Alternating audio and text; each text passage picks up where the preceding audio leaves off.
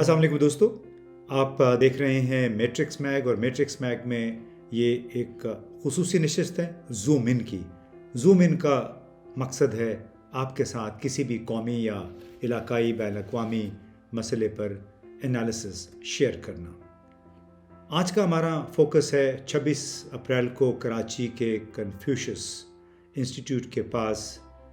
एक ख़ुदकुश हमला, एक बलोच खातून ने वो हमला किया उस वैन पे जिसमें 3 चीनी असातिज़ा इंस्टीट्यूट की तरफ आ रहे थे। अब इसके हवाले से बहुत बहस मुबाहिसा चला, बयानात आए, लेकिन पहले ज़रा अब देखिए ये ट्वीट किया है चाइना ओवरसीज़ पोर्ट है होल्डिंग कंपनी ने। इसमें इन तीनों असातिज़ा का लिखा है कि हम अपने बच्चे छोड़ के आपके बच्चों को पढ़ाने आए थे, मगर यहाँ पे हमारी जानें चली गईं। तो क्या बलोच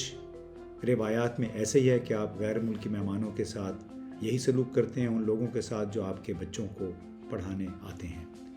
ये तो इसका एक जज्बाती पहलू है, अखलाकी पहलू है, लेकिन ये मसला कुछ और है। इसमें अखलाकियात की कोई गुंजाइश मेरा ख्याल नहीं है और इसी मौजू पे अभी हम बात करने जा रहे हैं। अब 3 बाशिंदे इस हमले में जाँ भाग हुए और दिलचस्प बात ये थी कि इनकी हिफाजत पे बाकायदा रेंजर्स मामूर हैं, यानी उसका मकसद ये होता है कि जब ये सफ़र कर रहे हों तो उनके आगे पीछे रेंजर्स की गाड़ी होनी चाहिए। और ख़ास तौर पे चूँकि जो कराची या बलूचिस्तान के हालात हैं उसके पेश नज़र हर चीनी की हिफाजत खुसूसी बज़ाहिर हिफाजत की जा रही है प्रोटोकॉल के मुताबिक, तो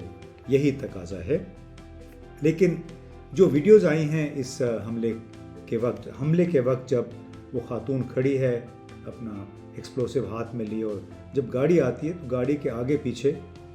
कुछ भी नहीं है, न रेंजर्स की न पुलिस की कोई गाड़ी। और जो ही वो गाड़ी खातून के करीब पहुंचती है और उसमें एकदम धमाका हो जाता है।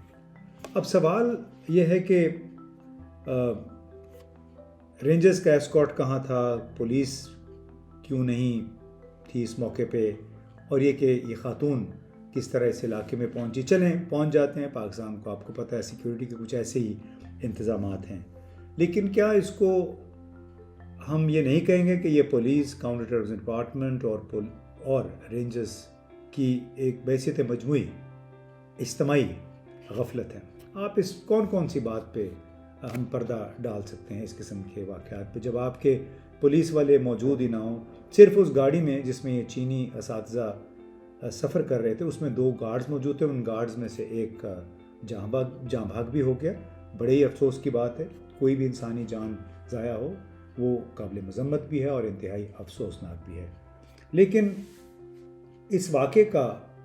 बहुत असर हुआ फौरी तौर पे। चीन की तरफ से जो बयान आया वज़ारत ख़ारजा की तरफ से, उसमें इसकी मज़म्मत भी की गई और ये कहा गया कि चीनियों का खून रायगां नहीं जाना चाहिए और ज़िम्मेदारों को इसकी कीमत चुकानी पड़ेगी। अब इस वाक़े के बाद पाकिस्तान के अंदर बहुत सारे लोगों ने जो हर वक्त इस तलाश में रहते हैं कि किस तरीके से मनफी ख़बर तलाश की जाए पाकिस्तान और चीन के हवाले से, उनकी तरफ से ये आ गया कि चीन बहुत गुस्से में है और मालूम नहीं CPEC का मुस्तकबिल क्या होगा, इस दोस्ती का क्या बनेगा, और अभी हमें चीन के गम और गुस्से और गैज़ गज़ब का भी सामना करना पड़ेगा। मगर 28 अप्रैल को चीन के वज़ारत ख़ारजा के तर्जुमान वांग वेनबिन का एक बहुत ही नापातोला रिएक्शन आया जब उनसे प्रेस ब्रीफिंग के दौरान पूछा गया कि पाकिस्तान में ये ताज़ा तरीन हमला हुआ है। आपको मालूम होगा कि 2018 अगस्त में यहीं पे हमला हुआ था, पाकिस्तान स्टॉक एक्सचेंज को निशाना बनाया गया था। बाद में फिर चीनी कौंसल खाने पे भी हमला हुआ और ये हमला, तीनों हमलों की ज़िम्मेदारी बलूचिस्तान लिबरेशन आर्मी की मजीद ब्रिगेड ने कबूल की थी। ये चीनियों को भी मालूम है, सबको मालूम है। और हत्ता कि जो कौंसल जनरल का जो ऑफिस उस पे हमले के ज़िम्मेदार या मास्टरमाइंड असलम अच्छू को तो कंधार में फारिग कर दिया गया था और वो एक बहुत ही काबिल सताइश काम था जो पाकिस्तान ने तालिबान और मकामी جو لوگ تھے ان کے ساتھ مل کے کیا۔ اب جو وانگ وینبین یعنی چینی وزارت خارجہ کے ترجمان نے بیان دیا، اس کا لب لباب کچھ یہ تھا کہ دہشت گردی ہمارا مشترکہ دشمن ہے۔ پاکستان اور چین دہشت گردوں کو کیفر کردار تک پہنچانے کے لیے پرعزم ہے، ان کا عزم غیر متزلزل ہے۔ اور ساتھ میں انہوں نے یہ بھی کہا کہ چین نے پاکستان کی ترقی اور استحکام کی مسلسل حمایت کی ہے، اس کی سماجی اور اقتصادی ترقی میں تعاون ہم جاری رکھیں گے تاکہ پاکستانی عوام کی زندگیاں بہتر ہو سکیں۔ ساتھ میں ترجمان نے یہ بھی کہا کہ ہم کسی کو بھی پاک چین دوستی پر اثر انداز نہیں ہونے دیں گے اور ایسی ہر کوشش کو مل کر بھرپور انداز میں ناکام بنانے کی کوشش کریں گے۔ یعنی چین نے پاکستان کے ساتھ اپنی دوستی کا، سی پیک کے منصوبوں کو جاری رکھنے کا اور ہر مشکل وقت میں پاکستان کے ساتھ کھڑے رہنے کا ایک زبردست اعادہ کیا۔ چند ہفتے پہلے شاہ محمود قریشی کے ساتھ ملاقات میں بھی چینی وزیر خارجہ وانگ یی نے اس امر کا اعادہ کیا تھا کہ ہم اس خطے کو کسی ایک ملک کے خلاف دہشت گردی کے لیے یا دوسرے مقاصد کے لیے استعمال نہیں ہونے دیں گے۔ اس خطے کو ہم سر جنگ کا ایک نیا ٹھکانہ نہیں بننے دیں گے اور ہم پاکستان کے ساتھ ہر مشکل گھڑی میں کھڑے ہیں۔ اس کے ساتھ ہی ہمیں یہ بھی ذہن میں رکھنا چاہیے کہ چین کے صدر شی جن پنگ نے 25-26 اپریل کو ایک بو آؤ فورم ہوتا ہے ان کا ہر سال، تو اس کی کانفرنس میں ایک بڑی کوآپریٹیو کولیبریٹیو سیکیورٹی اس خطے کے لیے کا کانسیپٹ پیش کیا، اور اس کانسیپٹ میں انہوں نے یہ بھی کہا اس تک اپنی تقریر میں، افتتاحی تقریر میں، کہ ہمیں اس خطے میں تمام ممالک کی سیکیورٹی کا بلا امتیاز تحفظ کرنا چاہیے اور اس کا احترام کرنا چاہیے۔ کسی ایک ملک کی سیکیورٹی دوسرے ملک کی کاسٹ پہ نہیں ہونا چاہیے، یعنی امتیازی سیکیورٹی سلوک نہیں ہونا چاہیے، یہ صدر شی جن پنگ نے کہا۔ اور اس کا بنیادی لب لباب یہ تھا کہ ہم سب کو دہشت گردی اور اقتصادی بدحالی ایسے جو مسائل ہیں ان کا مل کر مقابلہ کرنا چاہیے، اس کے لیے ایک دوسرے کے خلاف محاذ آرائی سے گریز کرنا چاہیے۔ تو اگر صدر شی جن پنگ کے اس اعادے کو دیکھیں کہ انہوں نے یہ بڑا زور دے کر کہا کہ کسی ایک ملک کی سیکیورٹی دوسرے ملک کی کاسٹ پہ نہیں ہونی چاہیے، یعنی دوسرے امتیازی سلوک نہیں ہونا چاہیے، تو ایک بہت بڑی سٹیٹمنٹ تھی جو چینی صدر نے دی، اور یہ انکیپسولیٹ کرتی ہے، احاطہ کرتی ہے چین کی بین الاقوامی پالیسی کا، کہ جس کے مطابق آپ نے اگر دنیا میں اپنا فٹ پرنٹ بڑھانا ہے، تعلقات بڑھانے ہیں، تو وہ اقتصادی تعاون اور ترقی کے ذریعے کریں، سیاسی محاذ آرائی کے ذریعے نہیں۔ اور چین کو دوستو یہ بھی معلوم ہے کہ دہشت گردی کے اگر واقعات ہوئے ہیں، چاہے وہ گوادر میں پل کانٹیننٹل پہ تھا، پاکستان اسٹاک ایکسچینج، یا کراچی میں چین کا قونصل خانہ تھا، یا اب یہ 3 چینی، یا داسو میں جو وہاں پہ انجینئرز کام کر رہے تھے وہ حملہ ہوا تھا گزشتہ سال،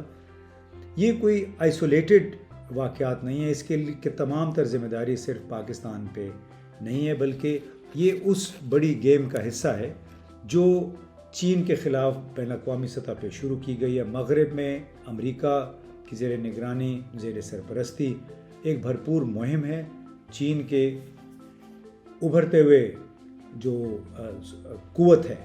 یعنی اس کو یہ کہا جا رہا ہے کہ emerging Chinese challenge to western dominance. چین نے جس انداز میں ترقی کی ہے، مغرب اور امریکہ اس کو اپنے لیے خطرہ سمجھتا ہے۔ امریکی وزیر خارجہ اینتھنی بلنکن انہی دنوں میں اپنی کانگریس کو ایک بریفنگ بھی دینے والے ہیں کہ کس طرح چین ایک بہت بڑا چیلنج بن گیا ہے امریکہ کے لیے۔ اور اسی حوالے سے امریکی CIA نے گزشتہ سال اکتوبر میں ایک چائنا مشن سینٹر کے قیام کا اعلان کیا تھا، اور اس مشن سینٹر کا بنیادی مقصد یہی کہا گیا تھا کہ چونکہ چین اب امریکی مفادات کے لیے بہت بڑا خطرہ ہے، لہٰذا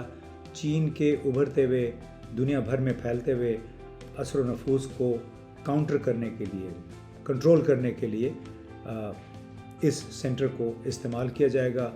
اب ظاہر ہے اس سینٹر کو صرف تقریروں سے کے ذریعے تو نہیں استعمال کیا جائے گا، اس کے بہت سارے ذریعے ہو سکتے ہیں، اور اس بات کا مکمل ادراک چین کو بھی ہے، یعنی کاؤنٹر ٹیررزم یا پراکسی ٹیررزم،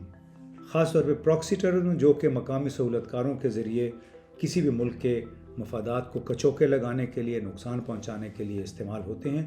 تو یہ پراکسی ٹیررزم کی ایک شکل ہے جو پاکستان میں ہم دیکھ رہے ہیں، چاہے وہ ہماری مسلح افواج پہ حملے ہیں، چاہے وہ چینی اہداف پہ، چینی مفادات پہ حملے ہیں۔ یہ پراکسی ٹیررزم کا ایک حصہ ہے جو T T P, Ahrar al-Hind, E T I M یعنی ایسٹ ترکستان اسلامک موومنٹ، یا داعش یا اسلامک اسٹیٹ آف خراسان جیسے ایک فرینچائزز ہیں دہشت گردی کے۔ جس طرح آپ نے دیکھا ہوگا موبائل کمپنیوں کے فرینچائز ہوتے ہیں، اس طرح دہشت گرد تنظیموں کے بھی اب فرینچائزز ہیں، مختلف علاقوں میں پھیلے ہوئے ہیں، مختلف ناموں سے آپریٹ کرتے ہیں۔ بنیادی مقصد ان کا ایک ہے، عدم استحکام پھیلانا، ٹارگٹ جو ان کا ہدف ہے جو ملک، اس کے مفادات کو نقصان پہنچانا، بدامنی پھیلانا، اور عام لوگوں میں اور جو ٹارگٹ ملک کے لوگ ہیں ان میں خوف و ہراس پھیلانا۔ تو چینی حکومت اور پاکستان کی حکومت پراکسی ٹیررزم کی اس پہلو سے بڑی اچھی طرح آگاہ ہیں، لہٰذا ایک واقعہ یا دو واقعہ ہو جائے اس سے چین اس خطے سے پیچھے نہیں ہٹے گا۔ اس نے جو مارچ شروع کیا ہوا ہے، پاکستان کے ساتھ جو شراکت داری شروع کی ہوئی ہے، وہ لگتا ہے کہ مسلسل جاری رہے گی، اور اس کا ظاہر ہے ایک بڑی قوت ہے، امریکہ کے بعد اب دوسرا بڑا ملک بن گیا اقتصادی لحاظ سے، اور انہیں یہ بھی احساس ہے کہ ایک بہت بڑا فیکٹر ان کے خلاف جو ابھی استعمال ہوگا وہ بھارت ہے۔ یعنی امریکہ نے اس خطے میں، پورے ایشیا میں اپنی پالیسی کو دوام دینے کے لیے، اپنی پالیسی کو پروموٹ کرنے کے لیے، اپنے اہداف حاصل کرنے کے لیے تمام تر کام ایسا لگتا ہے وہ بھارت کو آؤٹ سورس کر دیا، یعنی بھارت کے حوالے کر دیا ہے، اور امریکہ کو خود یہاں پہ آنے کی ضرورت نہیں ہے، بلکہ وہ بالواسطہ طریقے سے بھارت کی امداد جاری رکھیں گے، اس کو پروموٹ کرتے رہیں گے، اور بھارت پھر امریکہ کے اہداف یہاں حاصل کرے گا، کیونکہ بھارت خود بھی چین کو اپنا ایک مد مقابل سمجھتا ہے، رائیول سمجھتا ہے، اور اس کی کوشش ہوگی کہ چین کا جو ایک پرواز ہے، بلند پرواز اوپر کی طرف جا رہا ہے اقتصادی لحاظ سے اور سیاسی لحاظ سے، اس کو کنٹین کیا جا سکے۔ تو میرا خیال ہے پاکستان کے اعلیٰ ترین حکام کو بھی معلوم ہے، چینی حکام بھی اس بات سے مکمل طور پہ آگاہ ہیں کہ یہ ایک ایسا چیلنج ہے، دہشت گردی اور خاص طور پہ پراکسی ٹیررزم، جو ان دونوں ملکوں کے لیے مشترکہ چیلنج ہے، اور ان تمام ملکوں کے لیے جو چین کے ساتھ بیلٹ اینڈ روڈ انیشیٹو کے تحت اپنی شراکت داری بڑھا رہے ہیں۔ اور افغانستان میں بھی جس انداز میں دہشت گردی نے ایک بار پھر سر اٹھایا ہے، وہ اس کا مقصد بھی یہی لگتا ہے کہ افغانستان کے اندر فرقہ وارانہ بنیادوں پہ، سیاسی بنیادوں پہ تفریق کو مزید ابھارا جائے، اس ملک کو عدم استحکام سے دوچار رکھا جائے، اور وہی کام آہستہ آہستہ ایسے معلوم ہوتا ہے پاکستان میں بھی کیا جا رہا ہے، اور سب سے بڑا ہدف یہ ہے کہ پاکستان کو عدم استحکام سے دوچار کریں افغانستان، اور اس طرح چین کو اس علاقے میں اپنے پاؤں جمانے نہ دیا جائے۔ یہی ایک بڑا آبجیکٹو ہے، لیکن کیا چین ان تمام باتوں کو جانتے ہوئے اس خطے سے اپنا تمام ساز و سامان سمیٹ لے گا، وہ پسپائی اختیار کر لے گا؟ ایسا نہیں لگتا۔ چینی قوم بڑی غیر متزلزل اور آہنی ارادے کی حامل ایک قوم ہے،